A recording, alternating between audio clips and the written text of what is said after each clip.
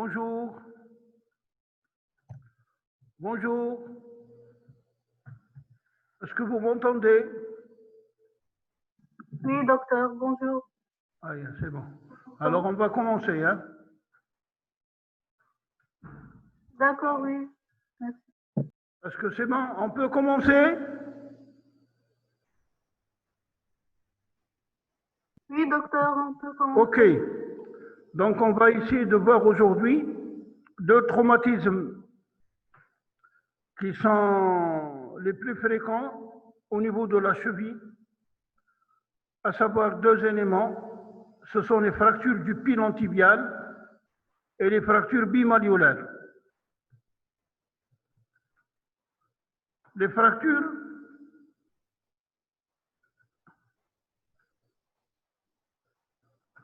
du pilon tibial sont définies comme une solution de continuité du quart inférieur du tibia, qui sont limitées en bas par la mortaise tibiale, et en haut par la région du tibia où elle va changer de forme. Ce sont des fractures graves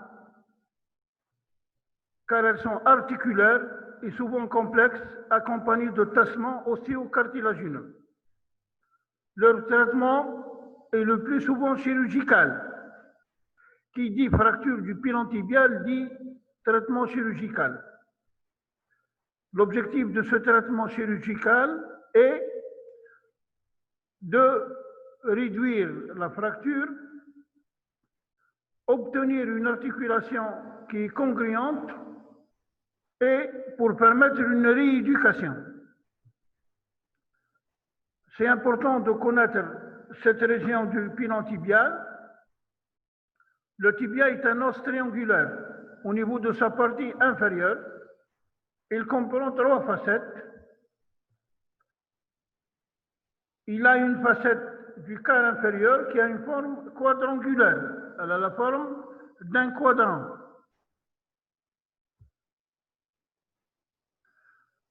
La deuxième particularité dans ce rappel anatomique et physiologique, c'est que la partie antéro-interne ou antéromédiale du tibia, elle est sous-cutanée, donc elle est mal vascularisée et elle est le siège de nécrose cutanée, d'infection et de pseudarthrose.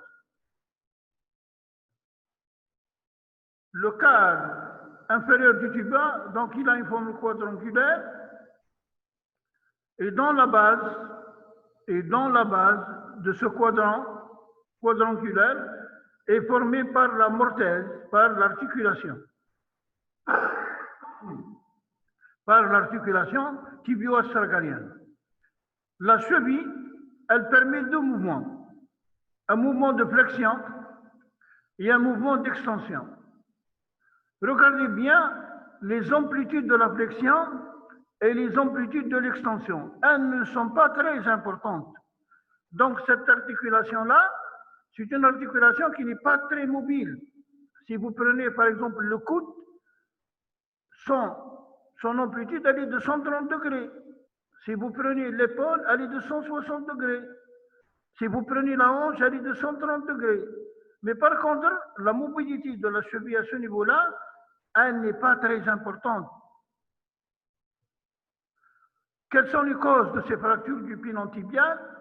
C'est beaucoup plus les accidents du sport, les accidents de travail, les accidents de voiture et particulièrement la chute d'un lieu élevé, c'est-à-dire surtout dans le cadre des tentatives d'autolyse ou la réception des objets lourds sur la cheville. Le mécanisme direct, il est rare, mais ce sont les mécanismes indirects qui provoquent cette fracture. Donc, il y a des forces de compression, il y a des forces de glissement et des forces rotationnelles. Donc, le mécanisme indirect de ces fractures-là induit 3 forces. Une force de compression, c'est-à-dire une force de tassement qui va tasser l'os spongieux à ce niveau-là. Une force de glissement, ce sont des forces de compression et qui peuvent provoquer une fracture au niveau du pilon tibial antérieur ou bien un glissement provoquant une fracture du tubercule postérieur. Associant à ces deux précédents, c'est-à-dire compression et glissement, il y a les forces rotationnelles, c'est-à-dire il y a une rotation et qui peut donner une fracture trimalléolaire, c'est-à-dire une fracture de la malléole interne, une fracture de la malléole externe, une fracture du tubercule postérieur. Dans les forces de flexion, dans le plan antéro-postérieur, yani d'avant en arrière, qu'est-ce qui va se poser? La force de flexion dorsale, comme le montre le schéma numéro 1, la flexion dorsale forcée provoque par l'intermédiaire de l'astragale, de voilà l'astragale, une fracture antérieure au marginal antérieur du pilon tibial.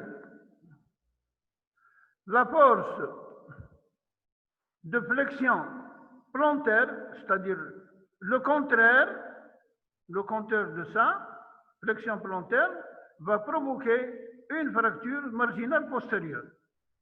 Voilà comment ça se fait, cette fracture marginale antérieure et marginale postérieure. Dans le plan latéral, c'est-à-dire dans le profil, le valgus forcé, l'ouverture en dehors, provoque un tassement externe, c'est normal. Et le varice forcé, en dedans, provoque un tassement interne. C'est normal. Quelle est l'anatomie pathologique de ces fractures-là? Elle est très simple. Messieurs Gay et Everard ont classé ces fractures en 5 types. Le type 1, c'est une fracture marginale antérieure, vous voyez très bien. Elle représente 15% de l'ensemble des fractures du pilon tibial. Et ce fragment marginal antérieur, c'est tout un fragment en avant, va se déplacer en avant et en haut. Et l'astragale qui est en dessous, il peut se luxer. C'est la première variété. La deuxième variété, c'est la fracture marginale postérieure. Là aussi, ce sont les plus fréquentes. Mais les plus souvent, ce fragment marginal postérieur, il peut être associé à une fracture de la malléole externe et la malléole interne, réalisant la fameuse fracture trimalléolaire par un phénomène de rotation. Donc, si on voit un trait de fracture marginale postérieure du pilon tibial, on doit jeter un coup d'œil sur la malléole interne et la malléole externe pour rechercher justement cette fracture trimalléolaire. Et elle est beaucoup plus fréquente, cette fracture marginale postérieure, que la fracture marginale antérieure. Le type 3, c'est les deux. C'est le type 1 plus le type 2. C'est-à-dire que ce trait de fracture-là va détacher une fracture marginale antérieure et une fracture marginale postérieure. Et ces deux fractures marginales antérieures et marginales postérieures vont nous dessiner des lettres. Par exemple, à ce niveau-là, il nous a dessiné la lettre Y. Voilà, c'est la lettre Y. Il peut nous dessiner un T ou bien nous dessiner un V. Donc, l'aspect de la fracture bimarginale, elle peut être en T, en V ou en Y. Dans le schéma que nous avons, c'est la lettre Y. Le type 4, c'est les fractures susmalléolaires, c'est-à-dire au-dessus des deux malléoles. Et dans la majorité des cas, je dis bien dans la majorité des cas, il y a un trait supramalléolaire. Les deux malléoles, malléole interne et malléole externe, sont intacts, mais le trait de fracture il est supramalléolaire. Voilà. Et enfin, le type 5, ce sont les fractures sagittales. Ces fractures sagittales, retenez bien, on ne les voit que dans la radiographie de face. On ne les voit que dans le plan frontal. Fracture sagittale externe. C'est quoi fracture sagittale externe? C'est une fracture qui va détacher un fragment, un gros fragment en externe, attenant à la malléole externe. La fracture sagittale interne, c'est un gros fragment qui est attenant à la malléole interne. On les appelle aussi les fractures cunéennes externes. Vous allez voir que les fractures sagittales, on les voit que dans la radiographie de face.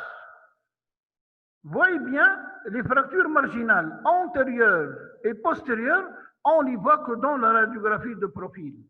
Ça, c'est un élément qui est très important. C'est la raison pour laquelle, pour faire le diagnostic de cette fracture, il nous faut les deux incidences, incidence de face et incidence de profil. Donc, retenez que ces fractures sagittales-là, on les voit que dans le plan frontal, dans la radiographie de face. Voilà donc l'anatomie pathologique de ces lésions-là. Quelles sont les lésions associées? Il y a les lésions cartilagineuses, surtout le tassement. Et comme on a dit toujours dans le cours, il faut toujours rechercher les lésions cutanées.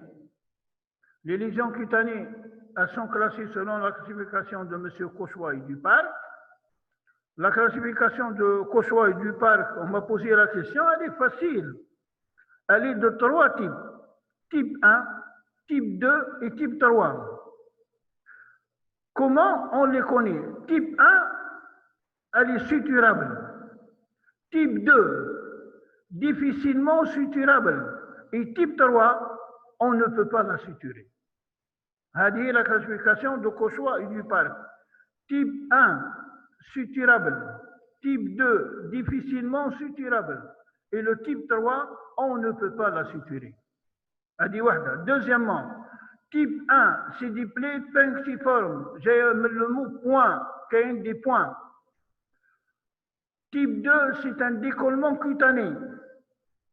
Et le type 3, il y a une perte de substance. Il y a une perte de substance sur le type 3. Donc la fracture type 3, on ne peut pas la suturer où il y a une perte de substance cutanée. Les lésions vasculo-nerveuses à ce niveau-là, elles sont rares, mais les lésions ligamentaires, elles peuvent s'y associer à cette fracture du pilon tibial. L'examen clinique, il n'y a pas grand-chose, mais toujours, on va inspecter la cheville qui est œdémaciée. La palpation, on va y aller chercher nos 3 tiroirs, peau, nerfs et artères. L'imagerie médicale, c'est la radio de sondage qui permet de faire le diagnostic. Et parfois, on est obligé de demander un scanner, une tomodensitométrie, pour voir est-ce qu'il y a des tassements ou non. Regardez bien cette image-là. Dans cette radiographie de profil, on voit qu'il y a une fracture marginale antérieure.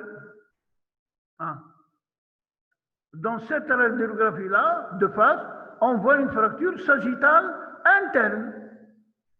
Voilà. Fracture sagittale interne. Prenons la malléole interne. Et de profil, fracture marginale antérieure. L'évolution, c'est des fractures qui consolident entre 12 et 16 semaines. Les complications immédiates, ce sont beaucoup plus les lésions cutanées. Je vous ai dit que le pilon tibial, il n'y a pas de couverture musculaire, il est sous la peau. Et les complications, donc ces complications cutanées qu'on doit faire attention. Et le déplacement secondaire, c'est beaucoup plus lorsqu'on fait un traitement orthopédique. J'ai dit d'emblée que la fracture du pilon tibial est une fracture chirurgicale. Il faut l'opérer. Il faut l'opérer. Les complications tardives, elles sont représentées par la pseudarthrose et calvitieux, l'arthrose et la raideur de la cheville. C'est surtout la raideur de cheville qui fait partie des complications tardives. Le but de ce traitement-là est d'avoir une cheville indolore qui ne fait pas mal, fonctionnelle. La réduction doit être parfaite et il faut que ce traitement-là doit être poursuivi par une rééducation précoce et prolongée. Les moyens. Pardon.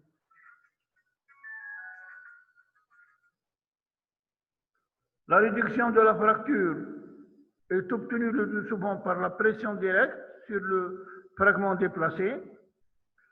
Donc, on doit faire une réduction. Le genou doit être fléchi et la cheville à 90 degrés. Les moyens d'ostéosynthèse, s'il y a un tassement ou une grève osseuse, et les ostéosynthèses font appel à des plaques, à des vis. Voilà l'exemple de traitement d'une fracture supramalléolaire. Regardez bien. C'est une fracture supramalléolaire. C'est le type 4 de notre classification. Très déplacée. Très, très déplacée. On l'a traité par un fixateur externe. Et on a lissé le péroné. Normalement, là aussi, on doit mettre une plaque au niveau du péroné. C'est très important.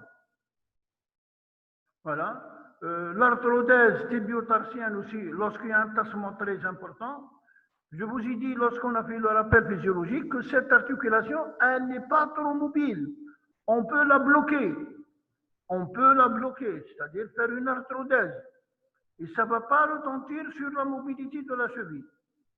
Il y a aussi, parfois, on est obligé de faire une amputation, surtout lorsqu'il y a une fracture ouverte et qui est très communicative. Là, on l'a traité par fixateur externe, une fracture supramalléolaire avec une ouverture type 3. Il y a un élément qui est très important, il faut que vous le sachiez. À chaque fois qu'il y a une fracture ouverte, type 2 ou type 3, quelle que soit la lésion de la fracture, et il faut faire un fixateur externe.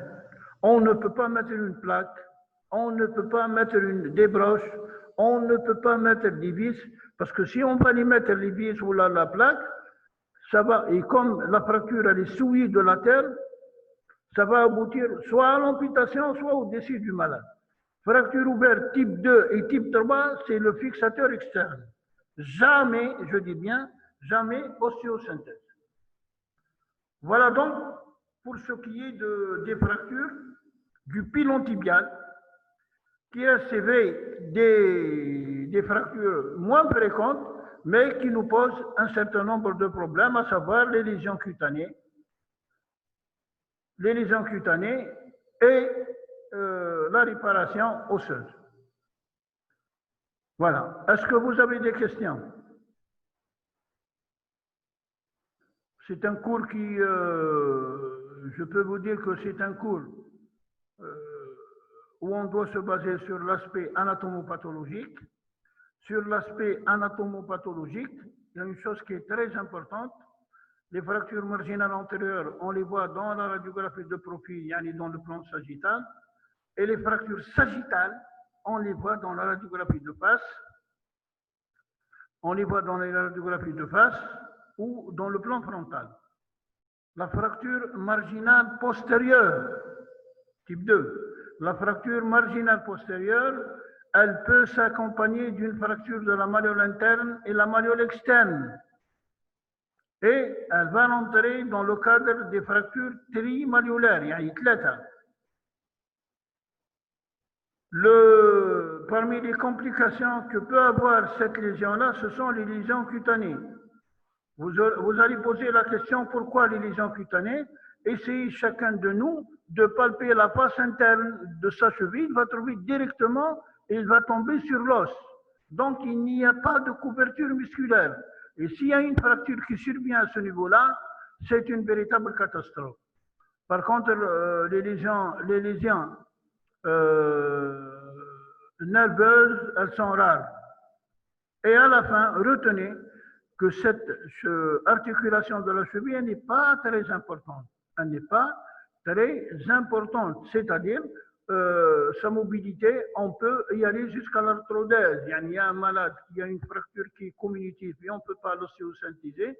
N'hésitez pas à lui proposer une arthrodèse et ça ne va pas retentir fonctionnellement sur la mobilité de sa cheville. Voilà, merci. Merci, docteur. Merci. Donc, on va passer au deuxième cours, les fractures bimalléolaires.